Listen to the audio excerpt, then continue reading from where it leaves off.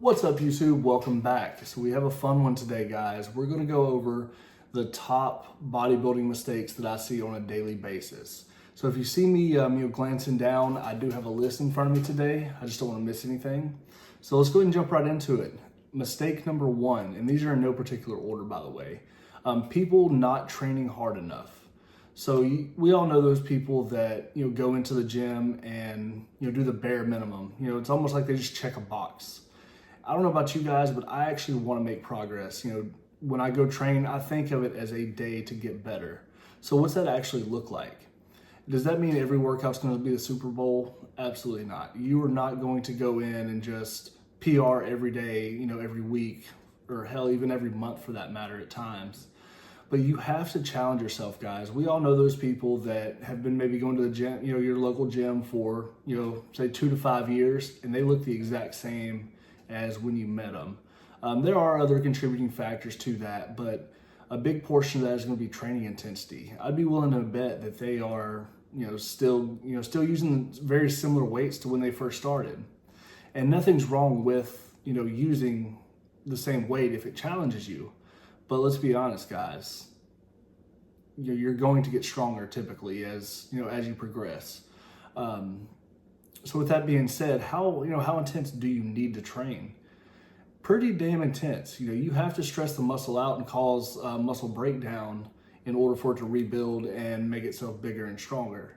So whatever weight is relative. Heavy is relative, but you need to be training close to that proximity of failure, within that 1 to 2 reps, shy of failure. To be the most optimal in a hypertrophy sense.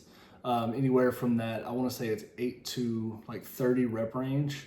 That's honestly irrelevant. The key factor of the intensity is training close to the proximity of failure to get the most out of your actual training sessions.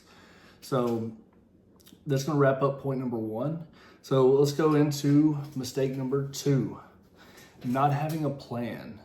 So you ever holler at one of your gym bros, you see him come in, dap him up, whatever. Hey man, what you got going on today? What are you training? What's the lift looking like? That kind of thing.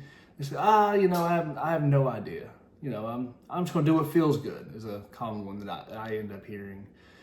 Guys, that's why? There's so many free tools, like YouTube and Instagram and that kind of thing to or hiring a coach is definitely the preferred option. But if that's not not in the budget, I get it. But there's so many free resources out there where you can actually download apps and it'll program workouts for you. Hell, you can build out your own apps and or build out your own training programs and things like TrainerFoo. And there's various different ones. I think their Stronger app is a good one as well. I'm sorry, I'm not familiar with using those, but I know they're out there. At least enough to build yourself a plan and get a game plan together. That way you can you have a clear, concise idea what you're going to do. That way you're not just spinning your wheels, wasting a bunch of time, and the workouts aren't similar week to week, so you're not you're not sure if you're making progress. You don't know which weights to use, that kind of thing. So it just makes it a lot more difficult if you don't have a game plan in place. Like I said, ideally, you would have a coach that would write training programs and that kind of thing for you. That's something that I currently have, and I'm telling you guys, the progress has been insane. Since making that leap. Best investment in myself ever. So let's go ahead and jump into a key mistake number 3: not sticking to the basics. Guys, there's a reason that the basics work. And this principle could be applied in pretty much all things, bodybuilding related. There's a reason why the same basic foods, they just work. And it goes the same with workouts. There's a reason why a incline chest press is key to building that upper shelf portion of your chest.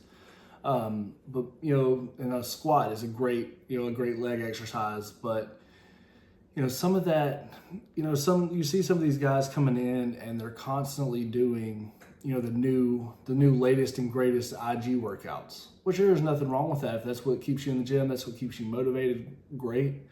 but that is not ideal in my opinion for a bodybuilder per se.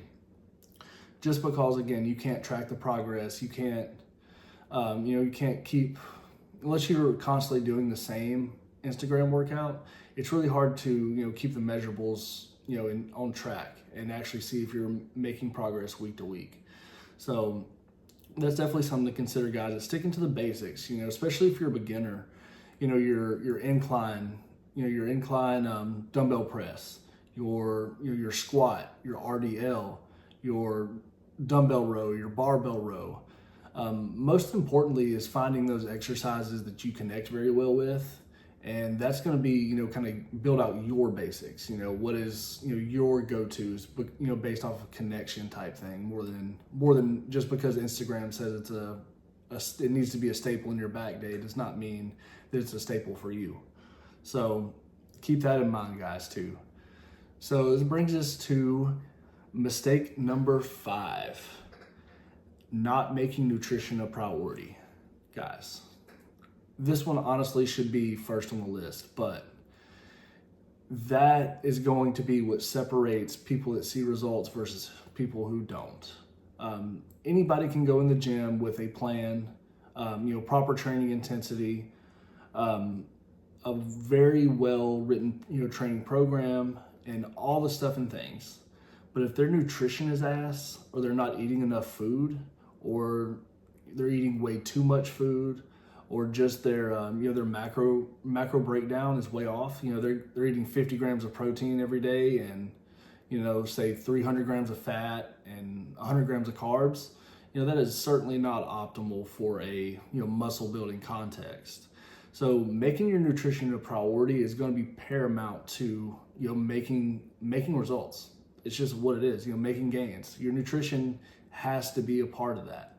And you hear everybody say, "Man, I did such a hard ass workout. I can't get my nutrition on track." You can. You're lying to yourself, and you just don't want to, because it takes effort, it takes time. And it's just like I said, sometimes it's not ideal, but you have to put it into perspective. Okay, do I want to just half-ass my nutrition, or do I want to make gains? That's what it's going to come down to. You have to ask yourself those simple questions. But at bare minimum, guys, at least track your calorie and your protein intake at minimum. You want to make sure you're trying to get a gram of protein per pound of lean body mass. So, you're 160 pounds, shoot for that 160, 180 grams of protein. At least track that along with a calorie count. That way you'll know if you're in too much of a surplus based on your scale weight. If it's jumping 2 or 3 pounds every week, you probably should lower your caloric intake down.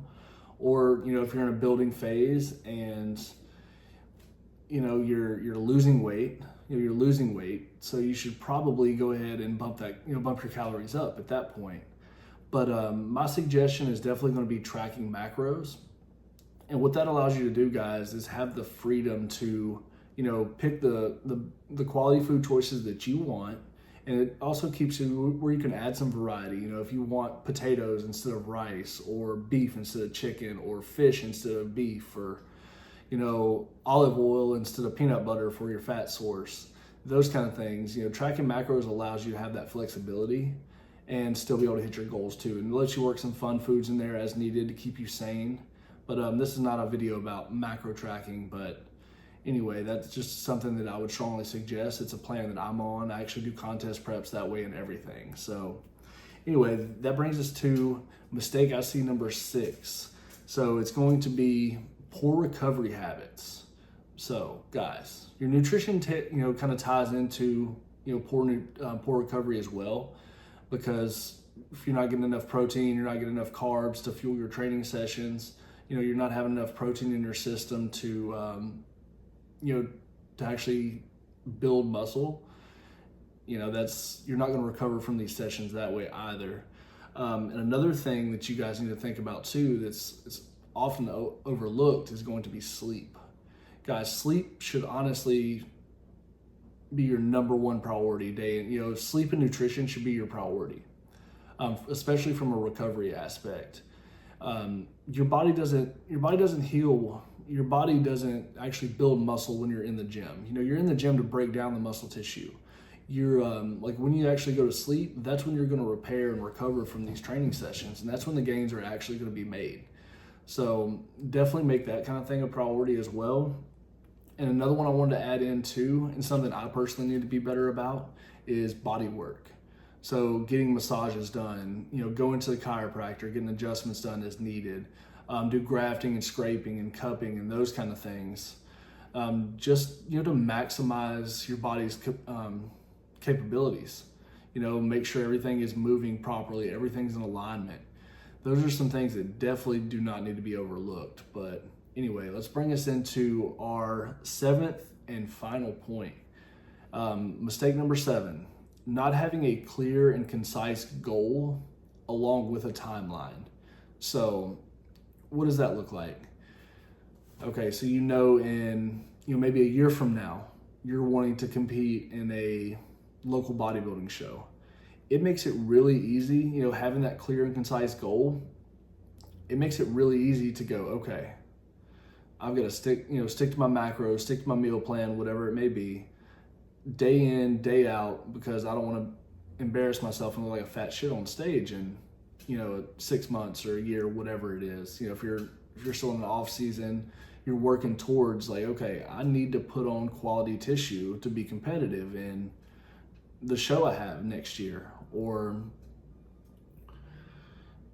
yeah, guys, so like if you have those clear and concise goals, it makes it a whole lot easier to to stick to a plan, and it gives you a reason why.